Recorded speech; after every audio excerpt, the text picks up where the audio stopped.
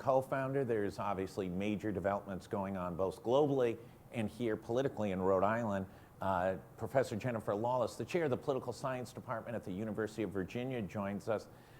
Professor, thanks so much for joining us today.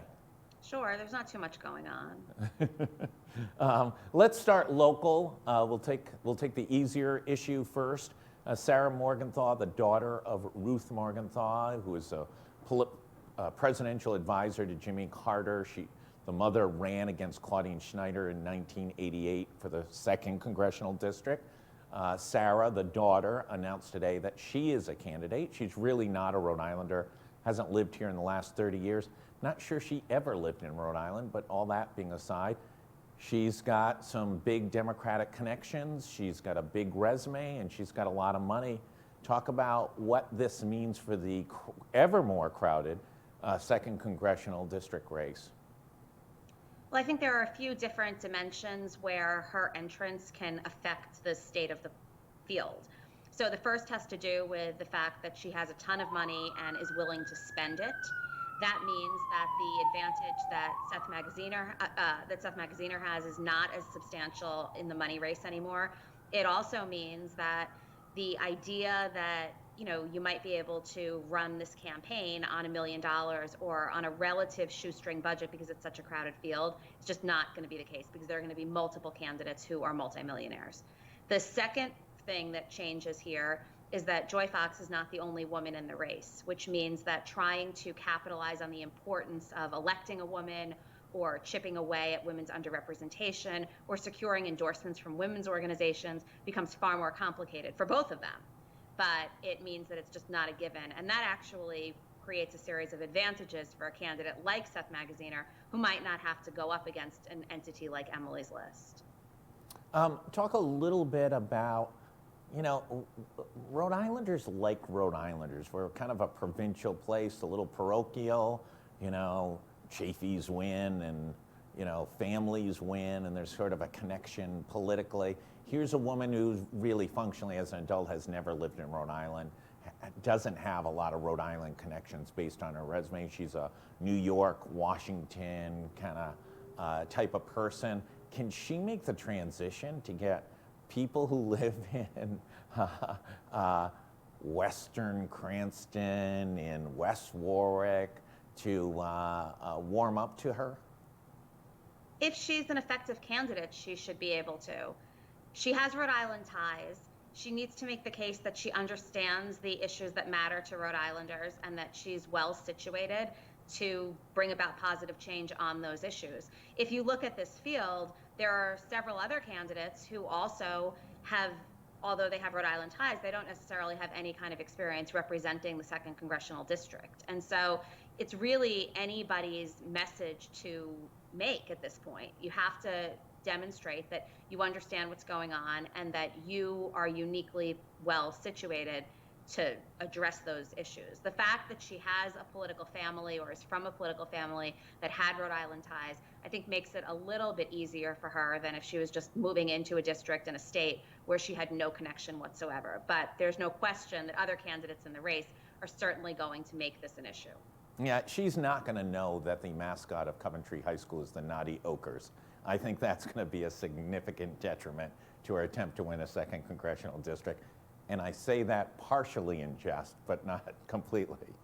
Although I will say, when I ran many, many moons ago, I was relatively new to the state and I was new to the district. And one of the first things that I did was learn the kinds of facts that you just referenced in jest, because you want to even subtly or just in a passing conversation demonstrate that you get it and that you're familiar with what's going on. So, if she has a brain in her head and internet at her fingertips, there's a lot that she can learn without ever having lived in the state. Yes, if she can drop the reference to the naughty ochres during a debate, like Seth Magaziner, you're no naughty ochre, I think it'll go a long way to gain some strong allegiance. Let's go to the global issue. You hate to blow it out of perspective, but it does feel like 1938 or 1939, this move by Russia, Putin invading another European nation, Ukraine, overnight, what should we think about it? And is this as serious that it's starting to feel like? Yes, it is, I think. I mean, this is an actual invasion. There have been casualties. There are people on the ground who are fighting. There are members of the international community who are besides themselves because they can't imagine that it's even possible that Putin wouldn't have taken the threat of sanctions and the threat of the international community pushing back against him as a legitimate deterrent. I think the other piece of this that's really challenging now for a lot of world leaders and the public is thinking about what's next. If he's successful in taking back Ukraine, does he then go to the other former Soviet republicans and try to reconstitute the Soviet Union? Does he push through across borders and try to take over territory in other nations that were never part of the Soviet Union? This is just not the way that we've seen world leaders behaving on a stage in contemporary history. And so, I think everybody's caught a little bit off guard. But what has become very clear is that the typical negotiating tactics that the UN, that NATO, the United States are accustomed to implementing, just don't work with Vladimir Putin. Is the global community, especially Western Europe and the United States, the NATO countries, going to create a framework in which it is legitimate and believable that any further action will cause a significant war? Well, they're putting their money where their mouth is right now, right? These sanctions that are going to be implemented are incredible and very, very difficult to see how Russia could get out of them. It's very difficult to see how they can continue to make ends meet if pretty much the entire world is sanctioning them. But if that's not enough, I think the next step becomes a real decision about the extent to which you're going to commit troops. I mean, NATO forces are ready to go, but that's not going to be enough, right? What else is it going to take, and what nations are going to be willing to get involved here? When Putin says things like, if he doesn't get his way, the global community is going to see something that they haven't seen since World War II, and it could be worse. That's petrifying and that's devastating. And I can't imagine that world leaders are just going to say, all right, well, let's see what happens. While Russia is a world power, a global power in military, its economic might is in a very different category. Its total economy is less than half the size of the state of California. It is dependent on a lot of moving pieces just to stay viable. These sanctions are going to hurt. They seem to be real. They seem to be implemented. Heck, even France is on board, so they won't be cheating as they usually do in some of these international efforts to crack down on bad players. How long do these types of economic sanctions take to really cause pain for the functioning of Russian government and the impact on Russian people? Well, that's the unknown question. And linked to that unknown question are what's going to happen when the Russian people start feeling that pain, because they're going to. And so the big deal becomes, well, if Putin is willing to still move forward, if he has the capacity to move forward militarily, even when all of his people are suffering, are they going to tolerate this? And if they're not going to tolerate it, how are they going to begin to pull back, or how are they going to limit him? It's also important to keep in mind that China has not berated Putin and demonstrated the level of concern that the rest of the world has, which might potentially give him a little bit longer of a lifeline. What do we see next? Do you expect, President Biden has spoken in a press conference setting or in a statement almost daily for the past couple of weeks. He's made, as strong as statements as possible. How does he avoid getting caught in looking like a weak sister to Putin's aggressiveness?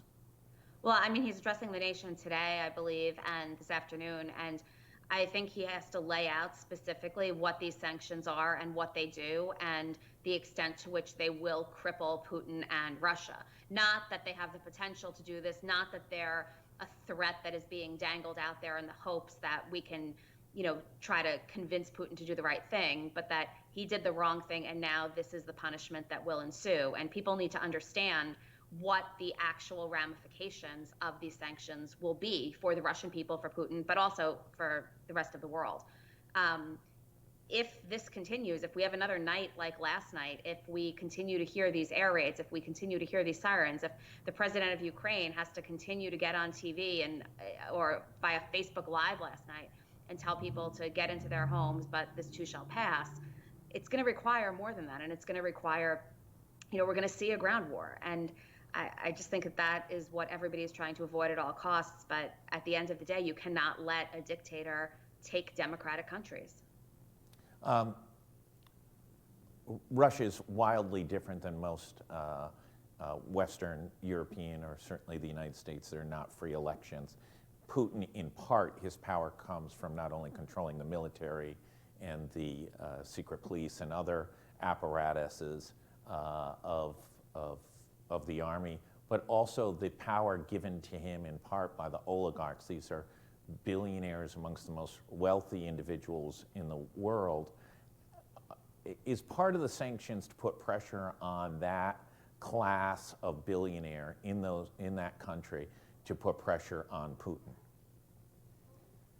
Yes, I mean, the sanctions are obviously going to hurt them as well. The question that I think is unanswered is exactly what authority do they have, and are they going to exercise it if they start feeling that they're not able to enjoy the luxuries that they've become accustomed to enjoying?